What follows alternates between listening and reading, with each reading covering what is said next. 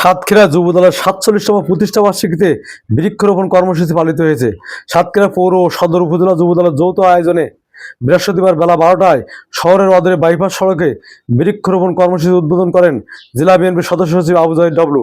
এই সময় উপস্থিত ছিলেন পৌর বিএনপির সাবেক সাংগঠনিক সম্পাদক শাহ কামরুজ্জামান কামু, জেলা যুবদলের সাবেক সাধারণ সম্পাদক যুবনেতা এইচআর মুকুল, সাংগঠনিক সম্পাদক পৌরসভার বারবার নির্বাচিত কাউন্সিলর যুবনেতা শফিকুল আলম বাবু, যুবনেতা তরিকুল ইসলাম কল্লোল, পৌর যুবদলের সদস্য সচিব মাসুদ রানা সবুজ, সদর উপজেলা যুবদলের আহ্বায়ক নজরুল ইসলাম, সিনিয়র যুগ্ম আহ্বায়ক সুমন রহমান, গোলাম রব্বানী প্রমুখ।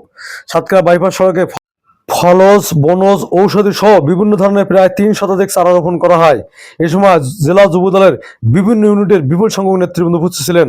জেলা বিএনপির সদস্য সচিব আবু জাহিদ ডবলু বলেন, আমাদের ভারপ্রাপ্ত চেয়ারম্যান জনাব তারেক রহমানের নির্দেশে ৪৭তম প্রতিষ্ঠা বার্ষিকী উপলক্ষে এই বৃক্ষরোপণ কর্মসূচি চলছে। বাইপাস সড়কে যুবদল আজকে এই বৃক্ষরোপণ করছে। আমি আশা করব যে ৩ শতাধিক গাছ আমরা আজকে রোপণ করছি। তার ভিতরে মেহগনি গাছ, অন্যান্য গাছ, যেগুলো নিম গাছ, মেহগনি গাছ, দেবদারু গাছ, বিভিন্ন জাতীয় ঔষধি গাছ, এগুলো রোপণ করছে।